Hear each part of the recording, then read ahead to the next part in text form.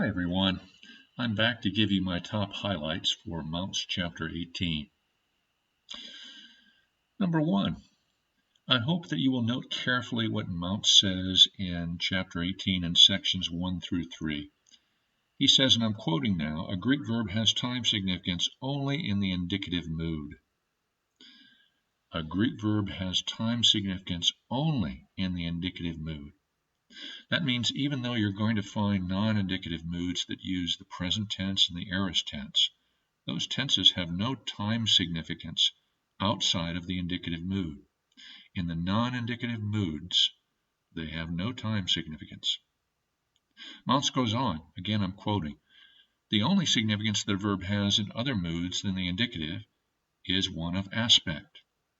So the aspect of a present tense in a non-indicative mood is continuing action, and the aspect of an aorist tense is undefined action. There's really no need to pay attention to what Mounce says in 18.2 because your software will cover this. But in 18.3, I agree with Mounce about the fact that the present subjunctive is often under-translated in our English translations. And so go ahead, and he says rarely, but I would say go ahead and regularly try out the word continue in some form, because that word helps to bring out the continuing aspect of the present. Feel free to use it in your translation when you think it's appropriate and helpful to do so. My second tip for you is concerning where Mounce talks about the indicative mood. This is the mood that interacts with reality in some way.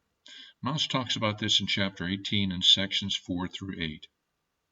The indicative mood can make a statement, it can ask a question, or it can state a condition and the consequence of that condition. If X happens, then Y happens too.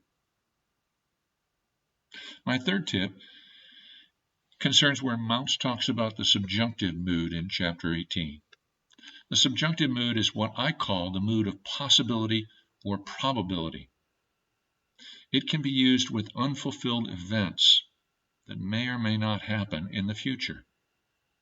It can be used like that by itself. In 18.9, Mounce shows you this and shows you how the subjunctive can talk about a predicted future event. It can be used this way to talk about unfulfilled events that may or may not happen in the future with a little particle, a little word that has no meaning by itself. The word is on, alpha nu.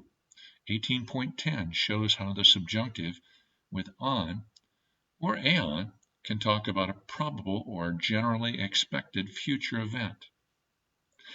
And it can be used with aeon, as Mounce shows you in 18.12, with the particle aeon to talk about a possible or probable future event.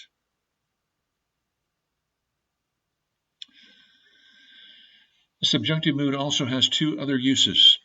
The subjunctive can be used by itself with yet unrealized expectations that are related to purpose. 18.11 shows you how that works. Or those unrealized expectations, those yet unrealized expectations, can be related to an exhortation, where someone is exhorting someone else or a group to do something. In that case, you'll find the subjunctive mood used to exhort or urge like that.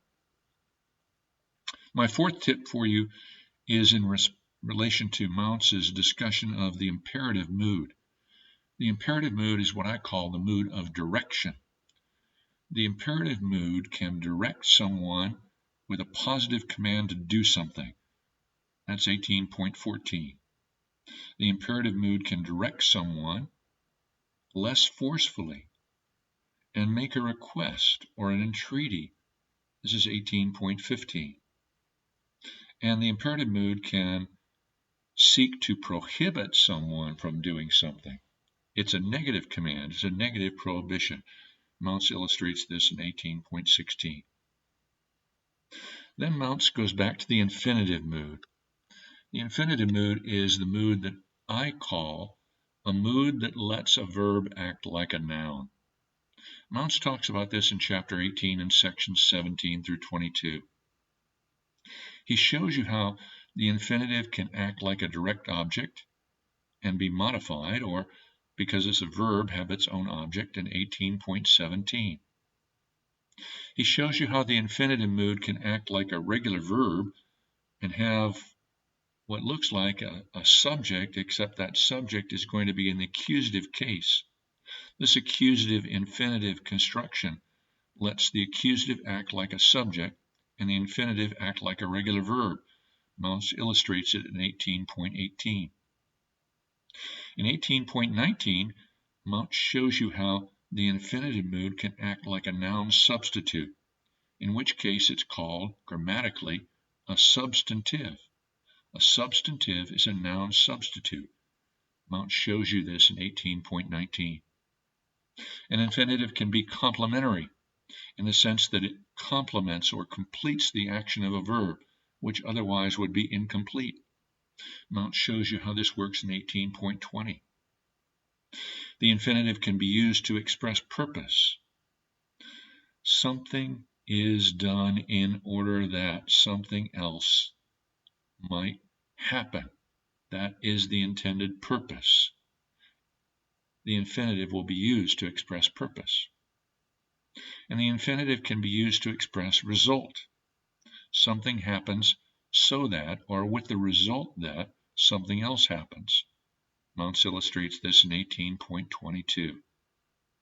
So this is a chapter with a lot of different uses for non-indicative moods. The indicative mood, remember, is the mood that interacts with reality. It makes a statement. It asks a question. It states a condition and a consequence that relates to reality.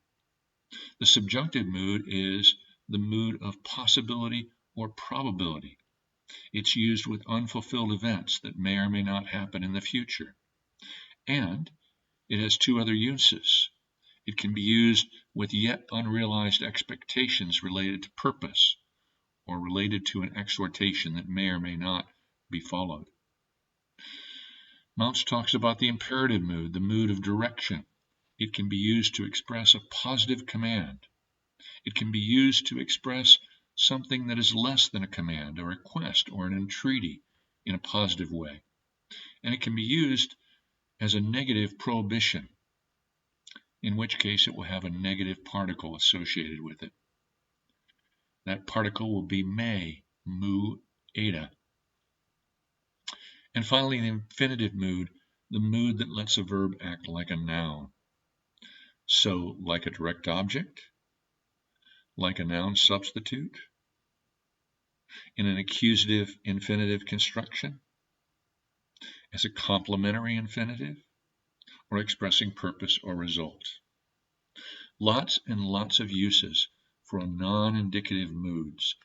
Mounce chapter 18 is a chapter that you're going to be coming back to remember these things, or you can see them on your Greek for the Rest of Us study sheet. That's it for my top 10 for chapter 18. I'll be back again next with a top 10 for chapter 19 later on this week.